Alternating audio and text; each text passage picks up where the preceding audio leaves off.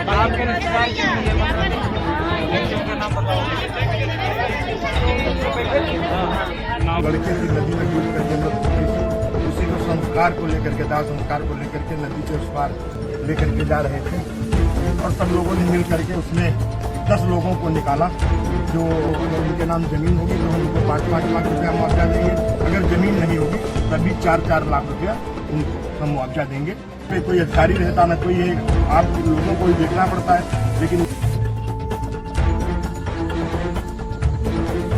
सीतापुर जनपद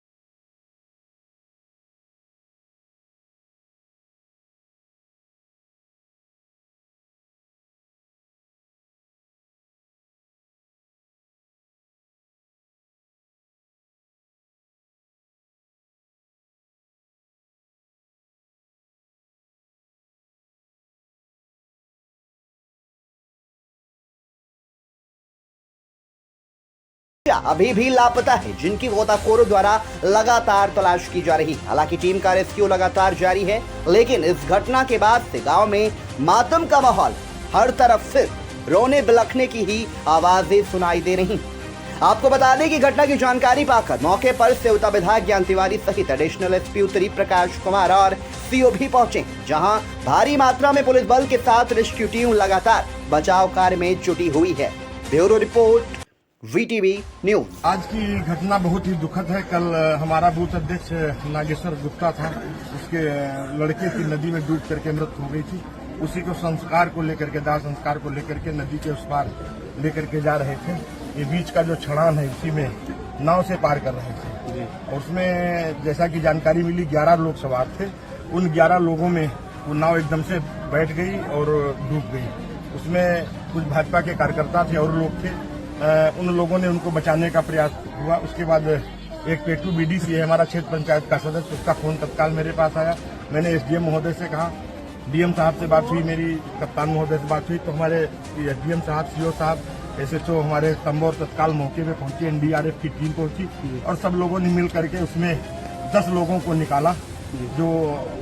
जिसमें 10 लोगों में 7 लोग पूरी तरीके से सुरक्षित हैं, जिनका इलाज हमारे सीएससी तंबौर में चल रहा है। जैसा कि मुझे जानकारी है, मैं अभी वहीं पे जा रहा हूं। लेकिन दुख के साथ कहना पड़ रहा है कि हम लोग इतने प्रयास के बाद, हमारे अधिकारी, सारी टीम लगी, हमारे कार्यकर्ता भी लगे, क्योंकि नदी के किनारे लोग, इनको तैरना भी आता है, लेकिन 3 लोगों को हम नहीं बचा पाए।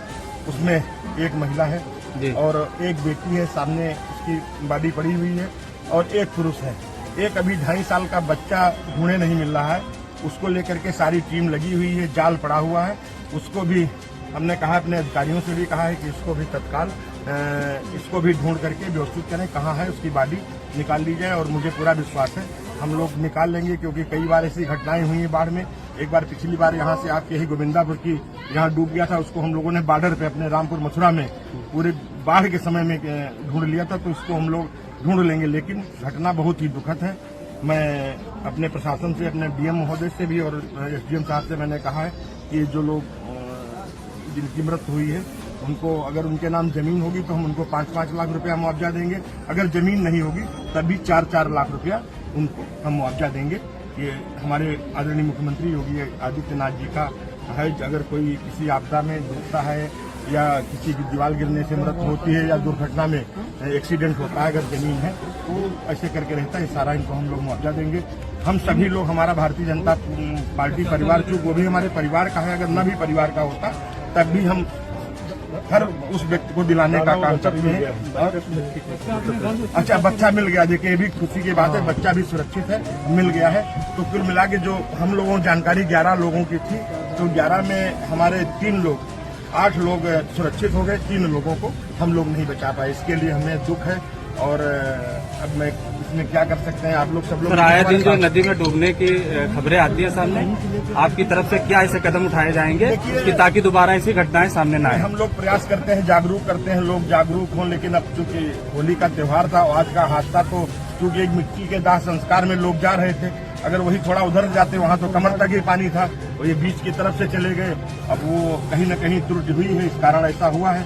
लेकिन अब इन्हीं से हम लोग बीच का कैसे ये आम जनमानस, चूंकि ना यहाँ पे कोई अधिकारी रहता ना कोई, ये आप लोगों को ही देखना पड़ता है। लेकिन मेरा यही सबसे आपके माध्यम से निवेदन है कि पानी है, पानी कम है या ज्यादा है, उसकी चिंता नहीं करना चाहिए। पानी से, आग से हमको बच के रहना चाहिए, निकलना चाहिए। आने वाली पीढ़ियों को और अपने लोगों को ये सजेशन देना चाहिए कि हमें आग से दूर रहना है, पानी से दूर रहना है, और हम हमेशा सुरक्षित होकर के चलें।